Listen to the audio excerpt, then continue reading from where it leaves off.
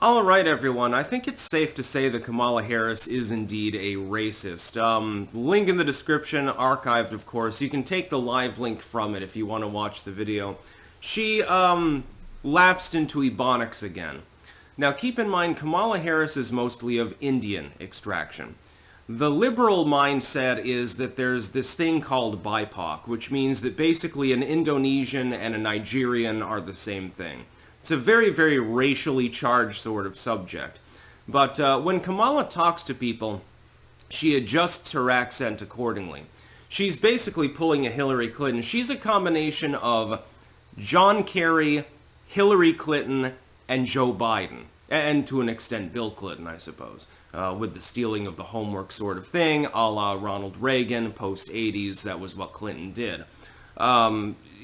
When she's around a group of people who are predominantly of black origin, all of a sudden it's, y'all, watermelon, fried chicken, I love me some collard greens and shit like that. I mean, I love collard greens too, but I don't lapse into Ebonics when I'm talking about them unless it's in a satirical format. When she's around people who are of Indian origin, I half expect her to start chanting about Shiva or something like that. And when she's around the white liberals that she has to court for money, of course she speaks in a normal tone of voice. Normal as in, you know, enunciate. I'm very posh. Yes, indeed. Oh, I do love my polo and my croquette.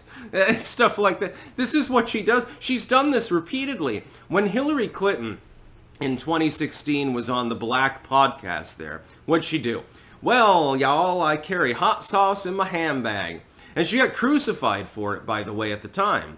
All of a sudden, though, for some odd reason, I'm assuming it's because of the color of her skin, not the content of her character, by the way, in 2024, when a presidential candidate starts doing the y'all sort of thing, you know, I sure am do love them collards. I sure am do love okra. I'm growing both, by the way. I was getting me back into the cotton fields. Because of the fact that her skin tone is of a darker complexion than her opponent, all of a sudden it's okay. Nobody's calling her out on it. We are. Independent content creators are making fun of this, but have you seen much on the legacy media, other than Fox News, about her Ebonic moment? She doesn't speak Ebonics. She's from the upper middle class. She's classically educated. She's not hip to the stereotype, I suppose. It doesn't make any sense. You're trying to sound like Martin Luther King or something like that, and it just doesn't make sense. You're not Martin Luther King. You're Kamala Harris. You're a fucking psychopath, actually. When I watch this, I'm scratching my head thinking, what the hell am I even watching? It didn't surprise me, because she has done it before. But it does surprise me that she's getting such a hall pass for doing so, because she's predominantly of again, subcontinental origin. She's not from, you know, the middle of Alabama. That's not her upbringing. For her to lapse up and say, oh, brothers and sisters, oh, come on. If a white person did this, like somebody who is, like, waspish white, or of Germanic stock, or something like that, they go into a black church, and they start yawling it up. Oh, y'all, brothers and sisters, oh, come to the altar. It would be conceived of as racist. But because the liberals have invented this mythology of this label of BIPOC, nobody's calling her out on it. And she's clearly a racist. She's just trying to appeal to voting blocs based on, basically like, I show em do love Tabasco sauce, or something like that. Meanwhile, when she goes to the posh getaway, the steamboat ride with 99% white population, what does she say that she likes to eat for dinner? Is it fried chicken and po' boys? No, it's not fried chicken and po' boys. Oh, I do like me some oysters. I do like angel food cake. There's too much seasoning on this chicken, take it away. And she'd probably start talking in a fucking British accent or something. She'd be sounding like Stolas from Hell of a Boss. This has happened repeatedly. And you only see liberal politicians doing this, by the way. Like when Trump goes to dinner. We'll talk about John Kasich, too. That's pretty funny. When Trump goes to dinner, he's like, yeah, I'll take my steak well done. Give me a Big Mac, Jesus Christ. He doesn't give a fuck. John Kasich would eat anything put in front of him. You remember that. There was one, glaring reason why he didn't win the primaries. Ted Cruz was busy. Ted Cruz is the only exception, I think. You remember when he went to that thing in Wisconsin, and there was an entire cow made of butter? It was like a sculpture made of butter, like a cow. And he was like, wow, this is great. And he was saying something about how his daughter, her first sentence was something like, I like butter, or something like that. That's about the closest approximation I can think of.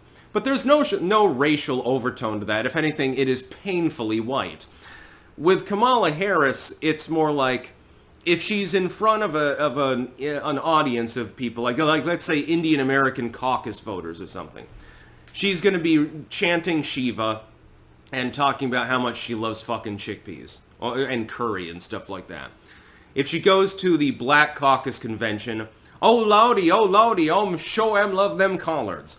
And if she goes to the Anglo-Saxon, like the rich donor convention, all of a sudden she's a real big fan of white bread with margarine on it or something like that. It's also stereotypical.